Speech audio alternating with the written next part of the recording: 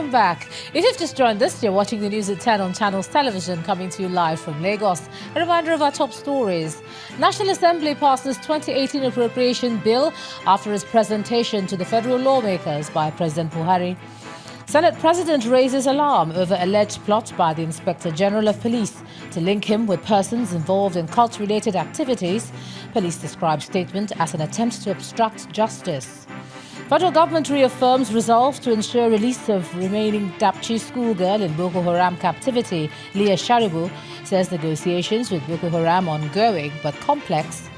And U.S. hopes summit between President Trump and North Korean leader Kim Jong-un will hold, despite threats by Pyongyang to pull out of talks.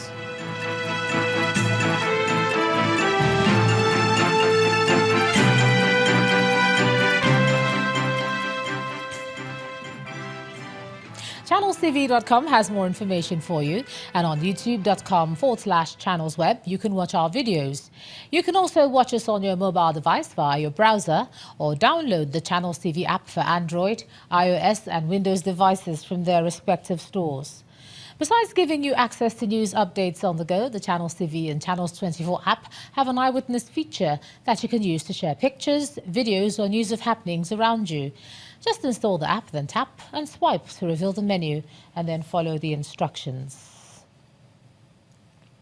Now we have some of those pictures and let's share them with you, shall we? We begin with this picture from Lagos State showing sights from the demolition that took place in Makoko, which led to the death of several persons. Our eyewitness reporter blames the police for allegedly being used by land grabbers in the state. He wants a thorough investigation into the issue. Our next image is from Ondo State showing a short route to Abuja, the Federal Capital Territory. Our eyewitness reporter claims the road has been abandoned by the government, bringing discomfort to the residents and commuters in the area, and he wants it fixed.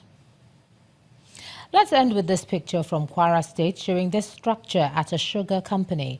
Our eyewitness reporter alleges the company was privatized years ago, but the outfit has remained underutilized, thereby shortchanging the community. He wants something done about it soon.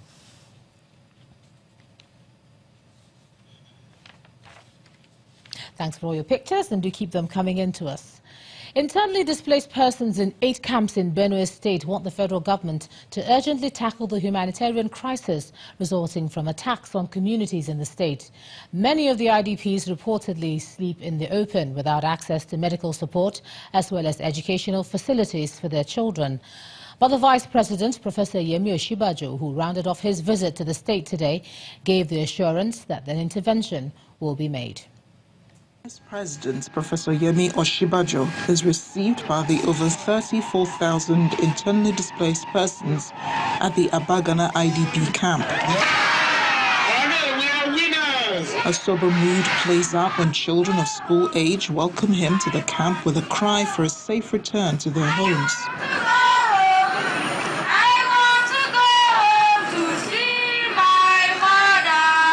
This is echoed by a coalition of civil society organizations who identify some of the humanitarian situations. On behalf of all the IDPs, particularly the children and women who are sleeping outside in the rain, we plead on behalf of the civil society that you quickly pronounce this state challenge as a humanitarian challenge. We want the Vice President to help us and stop the killing and help us provide enough security in our villages so that we can go back. The Benue State Governor appeals to the federal government to double the number of troops deployed to end the attacks on farming communities. We did request as people of Benue State that we wanted an operation that will be more forceful against the mercenaries from Libya, against the Boko Haram, against the ISIS, against the militia herdsmen who were killing and destroying our settlement. And today we are happy that they are here, and we believe that more will be added with your visit today so that these IDPs can go back to their various homes. At the Daudu IDP camp, the Vice President directs NEMA to immediately put up tents to address the problem of inadequate shelter. promising to oversee the rehabilitation of the IDPs. One of those in front of the campaign to end the killing alleges there is state-backed violence against the Benue people.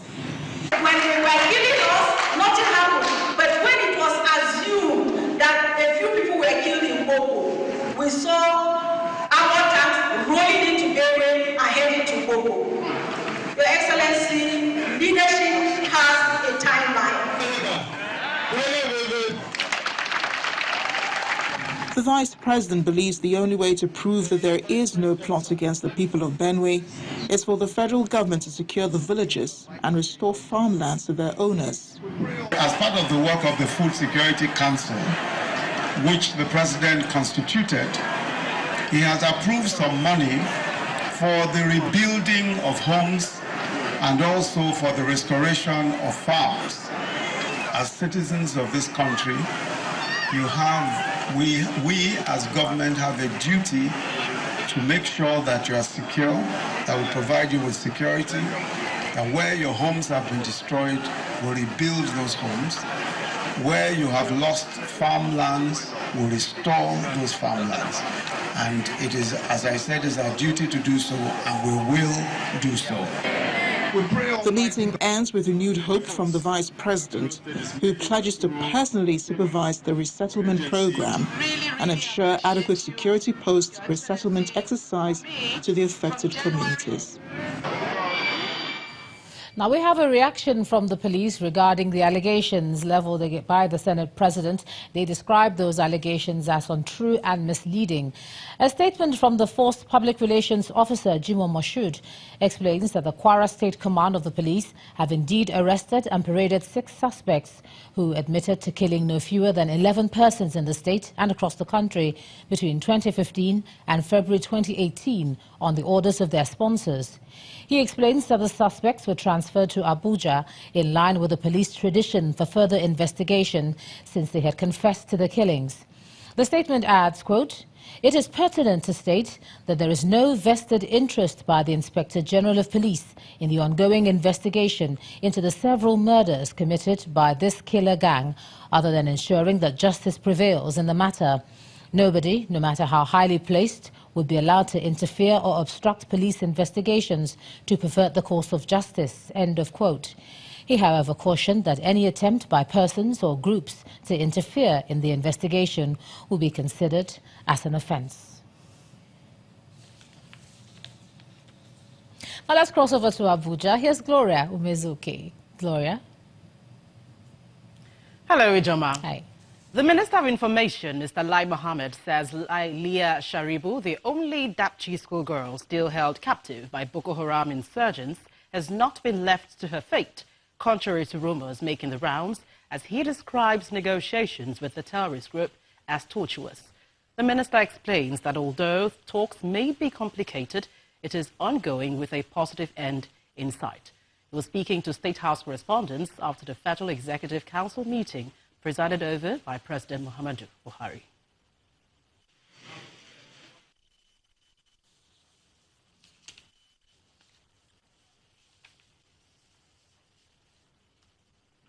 We are yet to resolve the issue of 6 girls. 111 girls were kidnapped, 105 were returned. And we are busy on a daily basis asking and negotiating and asking what happened to those 5, officially at least, and then what's delaying the young girl Leah. Negotiation with insurgents is quite tortuous and complicated at times, but I can assure you that we are not leaving her to her fate, and that those who should do are busy daily working on her release. Thank you. To legal matters, after spending 3 weeks in police custody, the lawmaker representing Kogi West in the National Assembly, Senator Dino Melaye, has finally been granted bail by the Lokoja High Court in Kogi State. The bail, however, attracts some conditions, which includes the sum of 10 million naira, with a surety whose passport would be domiciled with the court. The trial judge, Justice Nasir Ajana, explains that the medical report of Senator Melaye is a merit factor to grant him bail. Senator Melaye is facing trial for allegedly arming some political thugs with guns and ammunition. The lawmaker has, however, pleaded not guilty to the charges. Melaye's counsel, Mr. Mike Ezekome, commends the judge for his total adherence to the course of justice. The former governor of Plateau State, Mr. John Jang, may have to spend more time behind bars as a high court sitting in Jos has adjourned ruling on his bail application till Thursday, May the 24th. The former governor, who is also a serving senator representing Plateau North in the National Assembly, is facing 12 counts of alleged embezzlement of state funds while in office. He is being tried by the EFCC alongside a civil servant, Mr. Yusuf Pam, who is also accused of using his office for personal enrichment to the tune of 11.5 million naira. Well, after hearing the arguments of the defense and prosecution counsel on the bill application, the trial judge, Justice Daniel Longi, ruled that adjournment of the trial would be needed in view of the sensitivity and seriousness of the matter. The news track, News at 10 returns. Nigerian crude loading takes a hit as Shell Petroleum Development Company shuts down Transfer Pardo's pipeline for repairs. That's in business news. Let's join us again.